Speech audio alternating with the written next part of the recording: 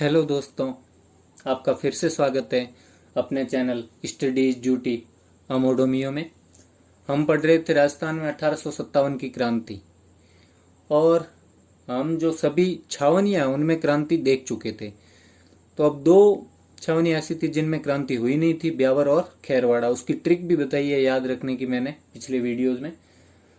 तो जो पिछला वीडियो है एरिनपुरा का जो मैंने बनाया, वो कम से कम मैंने 7-8 बार बनाया। कुछ ऐसी परिस्थितियां हो गई कि मतलब लगभग पूरा बनने के बाद भी उसमें कुछ मिस्टेक्स रह गई, और कई बार वो मतलब मैंने सोचा बन रहा है लेकिन मेरी मेमोरी पूरी हो गई थी फ़ोन की, तो उसकी वजह से भी वो मैं बोलता रहा लेकिन वो वीडियो बना नहीं, मेहनत बेकार गई।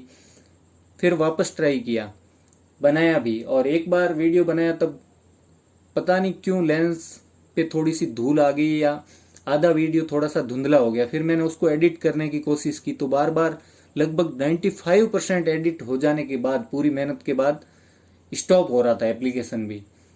और कम से कम पूरा मतलब 15-16 बार मैंने उस वीडियो को बना दिया, और वो 1-1 घंटे का वीडियो था। फिर उसको मैंने जैसे तैसे एडिट करके, वैसे मेरी आवाज़ तो उसमें साफ आ रही है, और एडिट भी किया है, जो मतलब कुछ वर्ड्स नहीं दिख रहे हैं उनको, लेकिन फिर भी अगर आपको थोड़ी सी देखने में थोड़ी सी तकलीफ महसूस हो तो उसके लिए मैं क्षमा प्रार्थी हूँ। आज हम पढ़ेंगे कोटा का जन विद्रोह, कि कोटा में किस तरह 1857 की क्रांति का असर हुआ और वहां जन विद्रोह हुआ। तो पहले हम देखेंगे कि कौन सी तारीख को कोटा में ये जन विद्रोह हुआ। तो 15 अक्टूबर 1857 वो तारीख थी जब कोटा में जन विद्रोह हुआ। शुरुआत कहां से होती है? जब नीमच में विद्रोह हुआ था, नीमच छावनी में। तो कोटा कंटिंजेंट वहां पे भेजी जाती है नीमच छावनी में। जब विद्रोह हुआ तो उस विद्रोह को दबाने के लिए, लेकिन अब नीमच में विद्रोह हुआ तो कोटा से सेना भेजी, और कोटा से सेना भेजी, और जैसे ही कोटा से सेना भेजी तो यहाँ नीमच वाले क्रांतिकारी तो आगे जा चुके थे, तो इस कोटा की सेना को पहले यहाँ भेजा, और जब वो क्रांतिकारी आगे जा चुके थे तो इनको बाद में कहाँ भेज दिया? आगरा भेज दिया। इसी सेना को वापस क्या किया? आगे आगरा भेज दिया। नीमच जब क्रांतिकारियों ने आगे प्रस्थान कर लिया तो वहां रुकने का कोई फायदा बाद में नहीं हुआ। तो जो कोटा की सेना थी अब कहां चली गई? आगरा। और वहां तक तो बहुत सारी क्रांतियां और जगह जगह छावनियों में क्रांति हुई, वो उनको खबरें मिली, तो वो भी उससे प्रभावित हुए, और उन्होंने क्या, वहां पे जाके वो विद्रोही हो गई। जो कोटा की टुकड़ी भेजी थी पहले नीमच, और वही बाद में कहाँ भेजी? आगरा। वो वहां पे विद्रोही होगी। जब ये सूचना कि आगरा में वो टुकड़ी विद्रोही होगी, ये सूचना कहाँ जाती है? कोटा में प्राप्त होती है। तो वहां का माहौल भी कुछ वैसा हो जाता है, विद्रोह जैसा, कोटा में भी। तो ये सूचना कोटा पहुंचती है, और कोटा पहुंचते ही जो कोटा के बाकी सैनिक थे, यहां से कोटा कंटिंजेंट भेजी थी, ठीक है, सॉरी, कंटिंजेंट, ठीक है। तो अब कोटा में जब ये सूचना मिली तो कोटा वाले सैनिकों ने भी क्या किया? थोड़ा सा प्लान बनाया, और उसमें कुछ जो इफेक्ट उनका भी था, उन लोगों का प्रभाव भी था जो साधु वेश में घूमकर लोगों को प्रेरित कर रहे थे विद्रोह करने के लिए, क्रांति करने के लिए। तो यहाँ दो लोगों ने मुख्य भूमिका निभाई इस प्लानिंग करने में और इस विद्रोह को यहाँ पे सक्सेस करने में। तो वो दो लोग कौन थे? अब ये चीज आपको समझ में आ चुकी होगी कि कोटा की सेना नीमच गई, और नीमच में फिर वहां कुछ बचा ही नहीं था, क्रांतिकारी जा चुके थे, तो आगरा गई और वहां विद्रोही होगी। सूचना कोटा पहुंची तो कोटा के लोगों ने प्लान बनाया। तो क्या प्लान बनाया? दो विद्रोही ऐसे थे, कौन कौन थे? एक तो थे जयदयाल,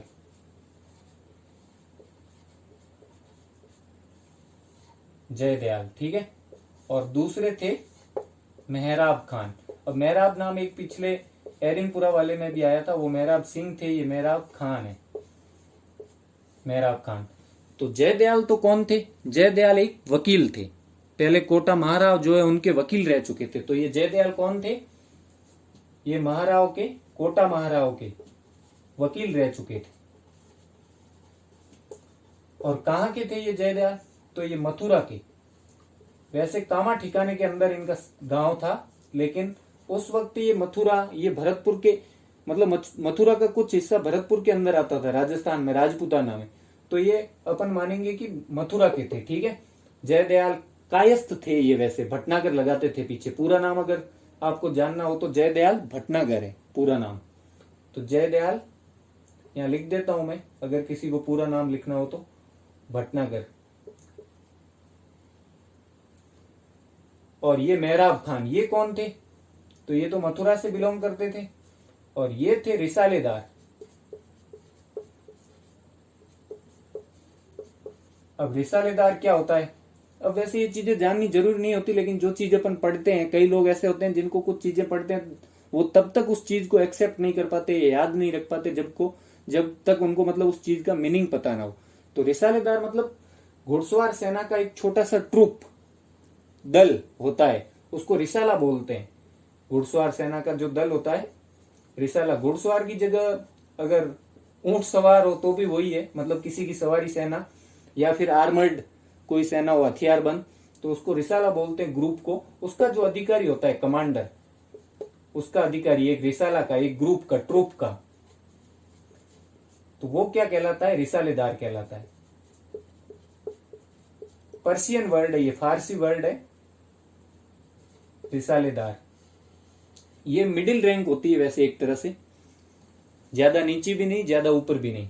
तो ये दोनों लोग थे जिन्होंने ये प्लानिंग बनाई और कोटा में भी विद्रोह शुरू किया। तो अब कोटा में क्या हुआ विद्रोह के टाइम कि इन्होंने प्लानिंग बनाई, तो ज्यादातर जो अधिकारी थे सेना के वो भी इनके साथ थे, वो भी महाराव से नाराज थे। महाराव से इस कारण नाराज थे, अंग्रेजों की वजह से महाराव से नाराज थे। और महाराव उस टाइम वहां पे कौन थे कोटा में? राम सिंह सेकेंड। तो महाराव कौन थे ये मैं पहले बता चुका हूं, राम सिंह सेकेंड। तो इनसे नाराज थे ये लोग, इसलिए इन्होंने क्या किया कि कोटा कंटिंजेंट की दो पलटन थी, टुकड़ियां, जिनको पलटन बोलते थे, दो टुकड़ियां। अब मैं ये मिटा रहा हूं थोड़ा सा इन दोनों के नाम। और हाँ, मेहराब खान कहाँ के थे ये भी जान लो, करौली के थे ये। जब उनका देख लिया कि मथुरा के थे, और अगर पूछे तो कामा भरतपुर में पड़ता है, कामा ठिकाना भी कई बार लिखा था। अगर कभी ऑप्शन में दे दे ये नहीं हो मथुरा, तो कामा, कई पुस्तक में कामा भी लिखा हुआ है, ठीक है। मेहराब खान करौली के थे। अब हम देखते हैं कि क्या क्या हुआ विद्रोह के दिन। तो ज्यादातर अधिकारी, सेना के जितने भी सैनिक और दूसरे जो अधिकारी थे वो भी, और यहां तक उच्चस्थ अधिकारी थे ना, वो तो महाराव के कम से कम वफादार होने चाहिए, वो भी नहीं थे, वो भी इनके साथ थे। मतलब पूरी तरह से लोग विद्रोहियों के साथ थे। यहाँ कोटा की जनता, कोटा के सैनिक सभी। तो ये विद्रोह काफी हद तक सक्सेस रहा था।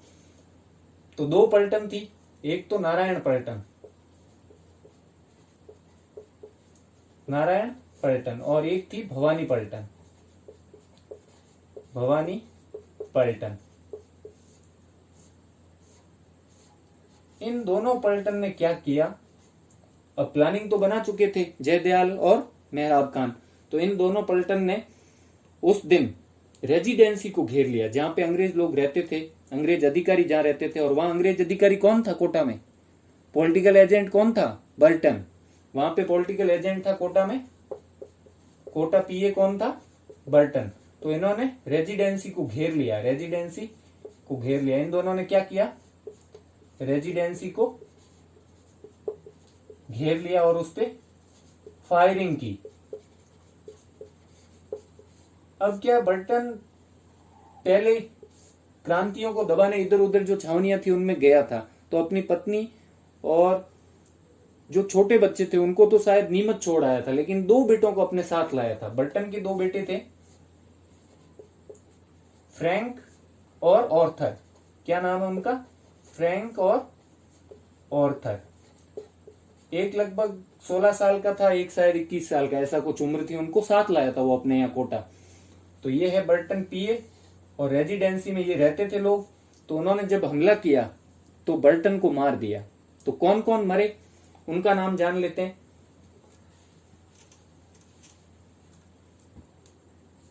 तो बर्टन जो पीए था उसको मार दिया, उसके दो बेटों को, फ्रैंक और ऑर्थर को, दो बेटे इसके जो थे फ्रैंक और ऑर्थर, इनको भी मार दिया। दो डॉक्टर थे वहां पे, उन डॉक्टरों को भी क्रांतिकारियों ने मार दिया जब रेजिडेंसी को घेरा तब। दो डॉक्टर, जिनका नाम है सैडलर और कांटम। अब कई बार ऐसे भी लिखा होता है सैडलर, तो नाम में मैंने बोला ना कंफ्यूज मत होना, क्योंकि अंग्रेजी लेखक कुछ लिखते हैं, हिंदी लेखक उसका कुछ बना देते हैं। सैडलर और कांटम, इन दो अंग्रेजों को मार दिया। और एक भारतीय ईसाई था, भारतीय ईसाई मतलब भारत का आदमी था लेकिन ईसाई बन गया था बाद में, भारतीय ईसाई। और उस भारतीय ईसाई का नाम था शेविल। क्या नाम था? शेविल। इसको भी मार दिया। तो मरने वाले कौन कौन थे? बर्टन और बर्टन के दो बेटे, कौन? फ्रैंक और ऑर्थर। दो डॉक्टर थे, डॉक्टर कौन से थे? सैडलर और कांटम। और एक भारतीय ईसाई था जिसका नाम क्या था? शेविल। इन सबको क्रांतिकारियों ने मार दिया। और फिर क्या करते हैं, जो कोटा महाराव है उनको वो बंदी बना लेते हैं और नजरबंद कर देते हैं। तो कोटा महाराव को क्या करते हैं, वो बंदी बना लेते हैं और उनको नजरबंद करके उनसे एक पत्र पर हस्ताक्षर करवाते हैं, जिसमें क्या लिखा होता है कि जो बर्टन की हत्या हुई है पीए की, उसकी जिम्मेदारी वाले, मतलब उसकी जिम्मेदारी कौन लेता है? महाराव राम सिंह सेकंड को लेनी पड़ती कि उसकी हत्या, मतलब हत्या की जिम्मेदारी मैं लेता हूं, मेरी वजह से हुई है, ये बात उनसे लिखवा देते हैं एक पत्र पर। तो राम सिंह सेकंड इनको क्या करते हैं, नजरबंद कर लेते हैं क्रांतिकारी, और एक समांतर सरकार चलाना स्टार्ट कर देते हैं। 6 महीने तक ये सरकार रहती है, समांतर सरकार। मतलब इनको तो डाल दिया एक तरह से जेल में, और फिर शासन कौन संभाल लेते हैं? क्रांतिकारी। और नजरबंद करवा के इनसे एक पत्र पर हस्ताक्षर करवाते हैं। वो पत्र क्या होता है? बर्टन की हत्या की जिम्मेदारी का पत्र, बर्टन की हत्या की जिम्मेदारी का पत्र, कि उसकी जिम्मेदारी तुम लो। ये उनसे राम सिंह से हस्ताक्षर करवा देते हैं। पहले तो वो नहीं करता, नहीं मानता राम सिंह सेकंड, लेकिन एक मथुरेश जी मंदिर है कोटा में, उसका महंत होता है जिसका नाम होता है कन्हैयालाल गोस्वामी। वो इनके क्रांतिकारियों और महाराव जो राम सिंह सेकंड है इनके बीच एक तरह से समझौता करवाता है। वो बिचौलिया रहता है इन दोनों के बीच में, इन दोनों पक्षों के बीच में, और समझौता करवाता है। कौन? राम सिंह और क्रांतिकारियों के बीच कौन समझौता करवाता है?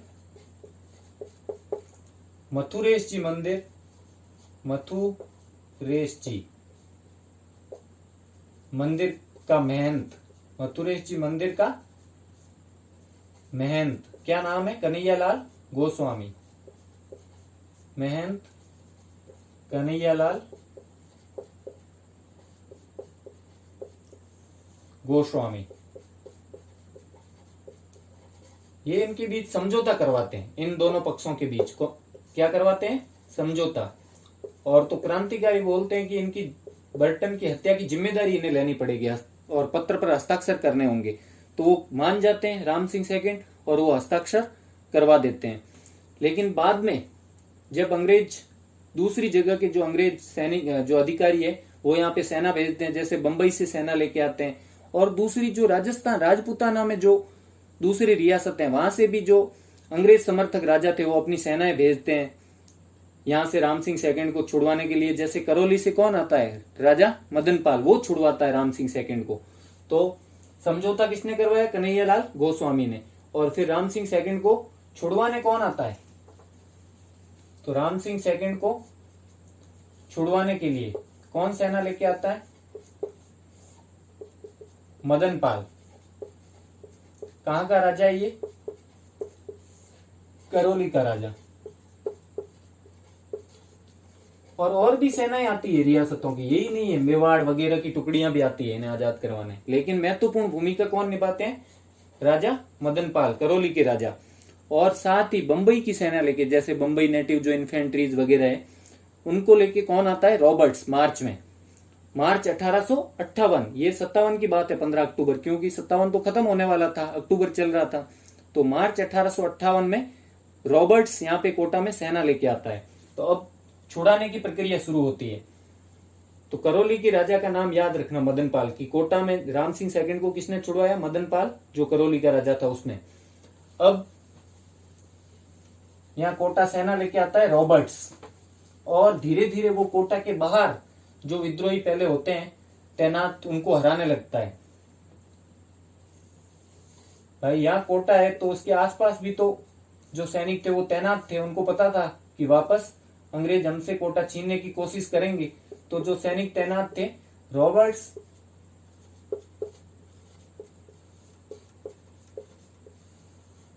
सेना लेके आता है बंबई की, ठीक है,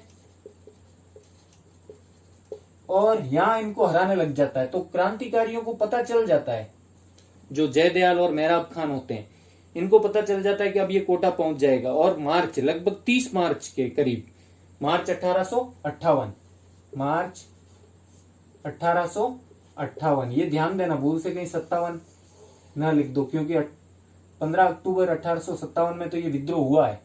मार्च 1858 में आ जाता है और कोटा की तरफ बढ़ने लगता है धीरे धीरे नजदीक। तो जो इनके सहयोगी होते हैं जयदयाल के और मेहराब खान के, तो मेहराब खान के एक दोस्त होता है सहयोगी, उसका नाम होता है दीनदयाल सिंह। तो मेहराब खान का सहयोगी, उसका नाम क्या है? दीनदयाल सिंह।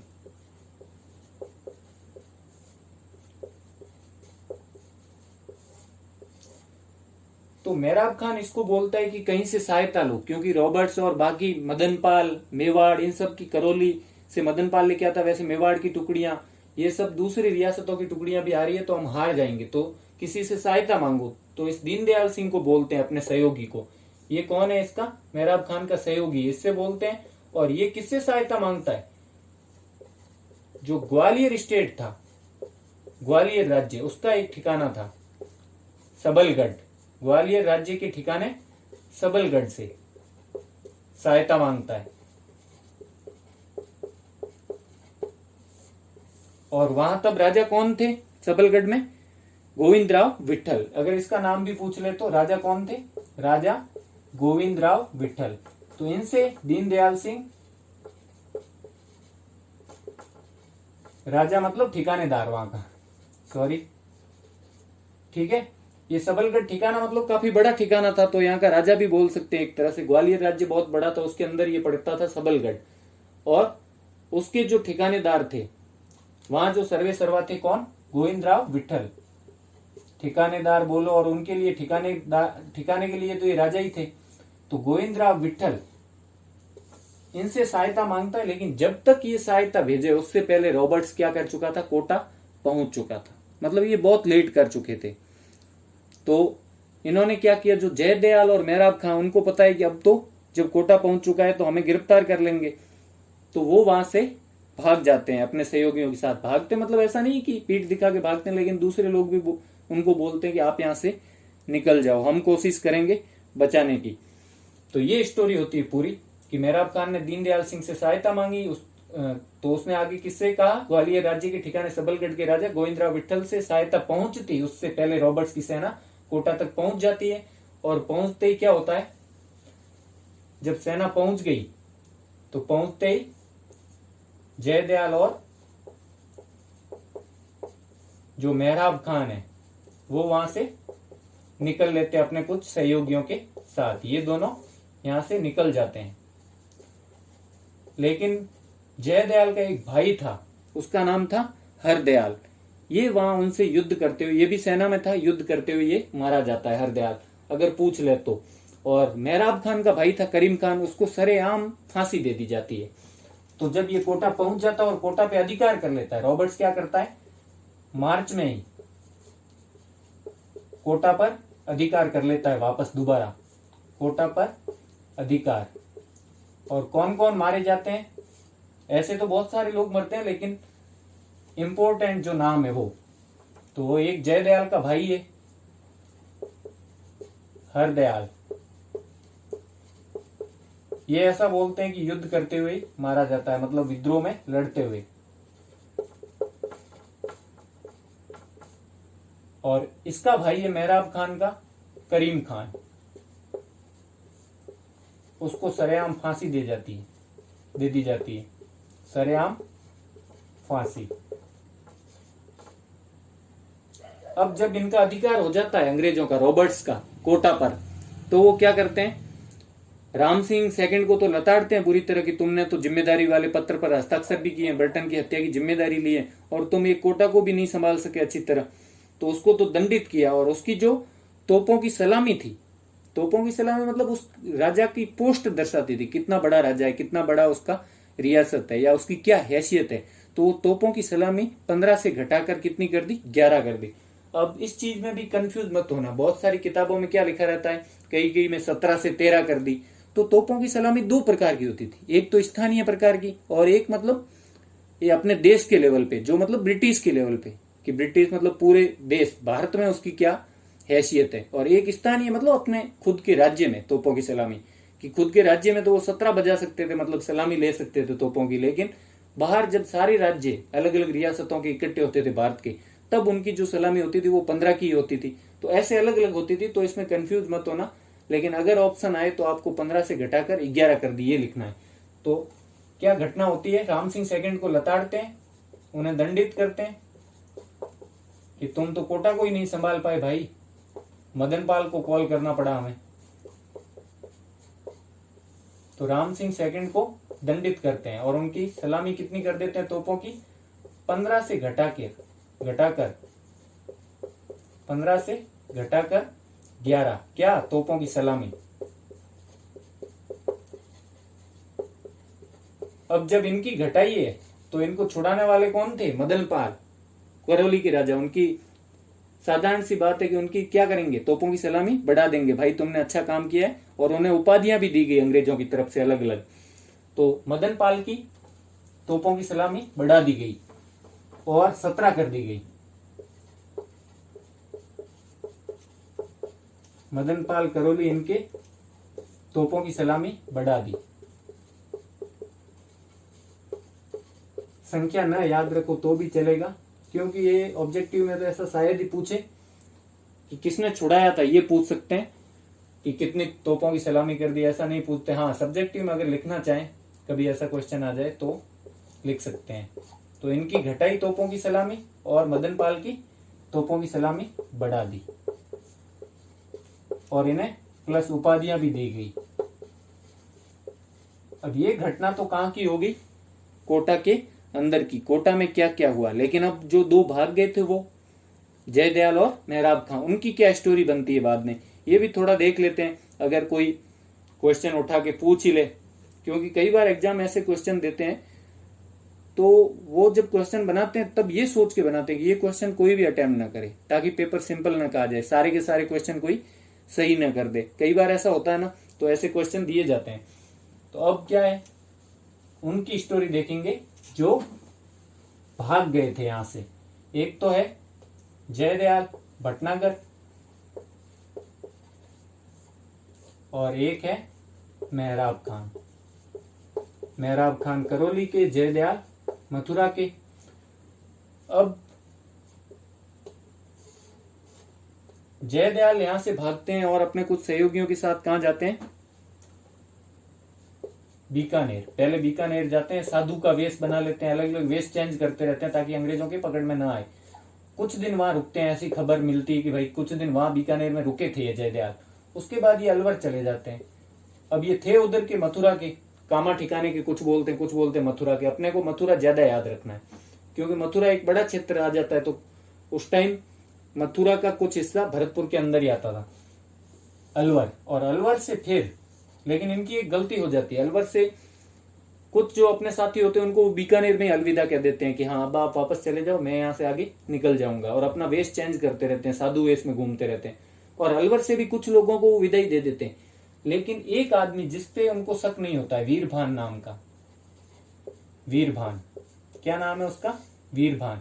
ये इनके साथ रहता है, तो वो उनपे बिल्कुल भी शक नहीं करते कि ये अपना सहयोगी है और पूरा वफादार समझते हैं उसको। लेकिन ये वीरभान किसके कांटेक्ट में होता है, ये बार बार मिस कॉल कर रहा होता है राम सिंह सेकंड को और मैसेज भेज रहा होता है उधर। राम सिंह सेकंड, महाराव कोटा जो है, इनके कांटेक्ट में होता है। मतलब ये गेम खेल रहा होता है, दोनों के बीच में होता है। साथ तो जयदयाल के होते हैं, लेकिन उसकी सूचनाएं किनको सेंड कर रहा होता है, एफबी और व्हाट्सएप पे राम सिंह सेकंड को, वीरभान। और बार बार लोकेशन भेजता है व्हाट्सएप पे कि हाँ अभी जयदयाल यहाँ है। और फिर ये जयदयाल को एक दिन बोलता है कि हम क्या करते हैं, जयपुर चलते हैं। यहां से कहां चलते हैं, जयपुर चलते हैं। और ये खबर किसको दे देता है वापस? वीरभान अपने परम मित्र राम सिंह सेकंड को, क्योंकि इन पे इनाम घोषित हो रखा होता है जयदयाल और मेहराब खान पे। 10,000 ऐसा कुछ इनाम होता है, मतलब उस टाइम के लिए वो बहुत ज्यादा था। और जागीर भी शायद 10,000 का इनाम होता है, क्योंकि ये संख्याएं वगैरह याद करना कोई आवश्यक भी नहीं होता, लेकिन हजारों पे इनाम होता है। और उसको बाद में जब इनाम मिलता भी और एक जागीर भी देते हैं छोटे से गांव की, तो 10,000 के करीब इनाम होता है। और इतना इनाम उस वक्त बहुत ज्यादा, आज भी 10,000 रुपए काफी होते हैं, लेकिन उस टाइम तो ये बहुत ज्यादा थे। तो ये इतना इनाम देख के ये लालच में आ जाता है और जयदयाल को जयपुर चलने का बोलता है। और जब वो रवाना होते हैं और बैराट नामक स्थान पे पहुंचते हैं, तो ये खबर पहले ही वो बता देता है कि हम जयपुर जा रहे हैं राम सिंह सेकंड को। तो बैराट नाम के स्थान पे पहुंचते ही वापस से वो लोकेशन भेजता है कि अब हम यहाँ पहुंच गए हैं। स्टेटस तो नहीं लगाता, लेकिन इनबॉक्स में भेज देता है वो उसको। तो बैराट में इसको पकड़ लेते हैं, जयदयाल को गिरफ्तार कर लेते हैं, जयदयाल को गिरफ्तार कर लेते हैं। ठीक है। और मेहराब खान, तो मेहराब खान करौली का था, और ये करौली वगैरह इधर मेव बहुत सारे लोग रहते थे, तो इसकी रिश्तेदारियां कहाँ थी? मेव ज्यादा कहाँ थे? अलवर, भरतपुर, गुड़गांव। तो ये गुड़गांव जाता है, मेहराब खान कहाँ जाता है? गुड़गांव। और गुड़गांव में इसको गिरफ्तार कर लिया जाता है, गुड़गांव में गिरफ्तार कर लिया जाता है। और फिर इन दोनों पे केस चलता है देवली में। देवली में इन दोनों पे केस चलता है। तो दोनों पे केस कहाँ चलाया जाता है? देवली में। तो ये वीरभान का नाम मैं मिटा रहा हूं, धोखेबाज का।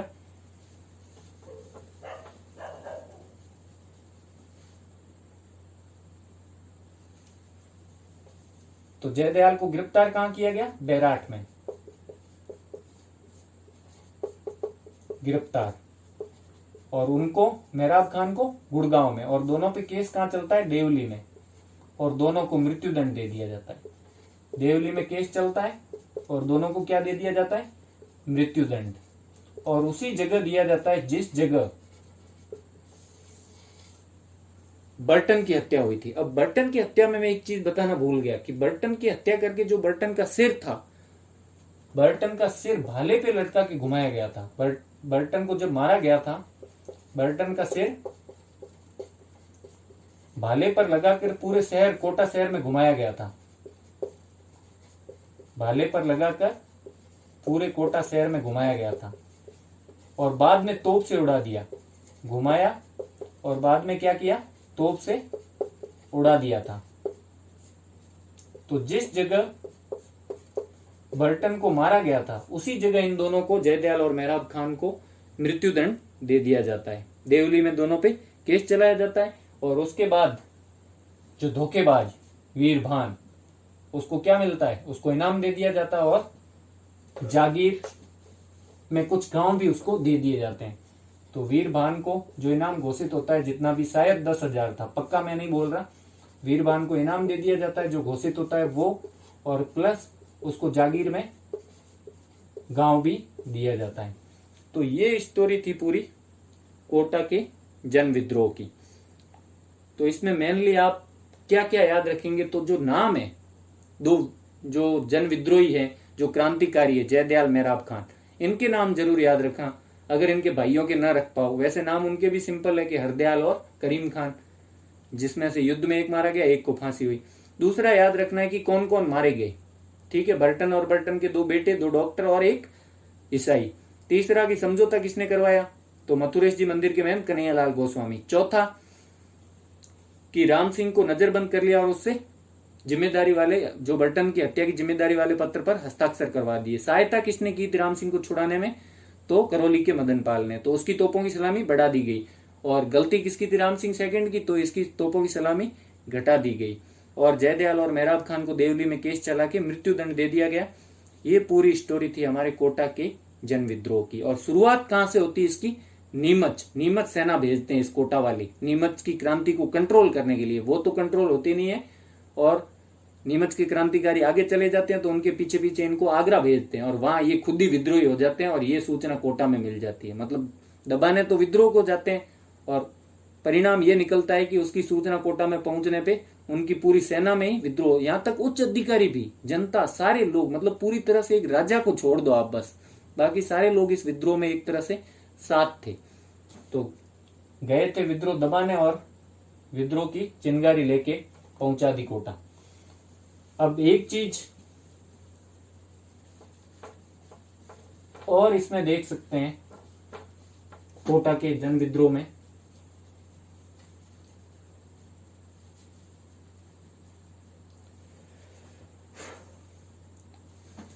जो यह है कि बर्टन जो था वो जब नीमच और अन्य जगह से उसको जब भेजा गया था क्रांतियों को दबाने, जब वापस कोटा लौटा था अपने 2 बेटों के साथ और अपनी फैमिली को पीछे छोड़ आया था, बाकी पत्नी वगैरह को, तो उसने आते ही मतलब कुछ शक किया कुछ सैन्य अधिकारियों पे कोटा के और कुछ सैनिकों पे, और राम सिंह सेकंड को उन्हें हटाने के लिए बोलता है। मतलब ऐसा कहा जाता है, अब इस बात में कितनी सच्चाई है कितनी नहीं, तो उनको हटाने के लिए बोलता है कि भाई इनको हटा दो, मुझे है जो इन पे शक है, ये विद्रोह कर सकते हैं, क्योंकि हर छावनी में विद्रोह हो रहा है तो यहाँ भी संभावना है। तो राम सिंह सेकंड जो महाराज होते हैं वो क्या करते हैं, उन सैनिकों और अफसरों को हटा तो देते हैं, लेकिन एक गलती कर बैठते हैं जो अंग्रेज लोग बाद में राम सिंह को दंडित भी इसीलिए करते हैं और उनकी गलती मानते हैं कि राम सिंह सेकंड उनको ये बोल के हटाते हैं कि भाई बर्टन ने कहा है तुम्हारे पे शक किया है, मैं तो हटाना नहीं चाहता, मेरे को तो तुम अच्छे ही लगते हो, लेकिन अब बर्टन जी ने कह दिया तो मैं आपको हटा रहा हूं। कई लोग ऐसे बोलते हैं ना किसी का नाम लेके, अब लोग बोलते हैं कि राम सिंह सेकंड ने अपनी तरफ से कहा था या वास्तव में बर्टन ने उनको हटाना कहा था। अब हटाने वालों में ये जयदयाल और मेहराब खान भी हो सकते हैं, और भी बहुत अफसर थे, क्योंकि पहले ये जयदयाल वकील रह चुका था, बाद में हटाया गया था, तो उससे उनको और ज्यादा चिढ़ हो गई। शायद क्रांति होती ना होती, लेकिन बड़े बड़े अफसरों को हटाया गया था तो सेना उनकी कमांड में ही होती है, तो इसमें उच्च अधिकारी भी फुल सपोर्ट किया था सैनिकों का, क्रांतिकारियों का, और वो उन्हीं के साथ थे, रेजिडेंसी वगैरह घेरने में, नजरबंद करने में राजा को, सब मतलब उच्च अधिकारी उनके साथ हो गए। नहीं तो राजा क्या पता बच के निकल भी सकता था, अगर उसके आसपास के जो अधिकारी है, राजा के आसपास बड़े बड़े अधिकारी रहते हैं, वो उसकी तरफ होते तो। लेकिन ज्यादातर बड़े अधिकारी जो यहां तक बोलते हैं जो दीवान रैंक के थे, वो भी इन्हीं के साथ थे। वो चाहते थे कि ये जो महाराज राम सिंह सेकंड ये अंग्रेजों के मतलब एक तरह से गुलाम बन के रह गए, और खुद भी उनको अच्छे नहीं लगते थे, कई लोग उनसे भी जलते थे। तो अब कितनी सच्चाई इस बात में पता नहीं, लेकिन कि बर्टन का नाम लेके ये किया गया, इसलिए उन अफसरों को भी गुस्सा आ गया और जो हटाए गए सैनिक थे उनको भी गुस्सा आया, और उन्होंने ये क्रांति का प्लान किया पूरा विद्रोह का, और बर्टन की हत्या करके भाले पे सिर घुमाया और फिर तोप से उड़ाया, कि ये कारण था कि राम सिंह सेकंड ने उनका नाम ले लिया। तो ये था हमारा कोटा का जन विद्रोह 15 अक्टूबर 1857।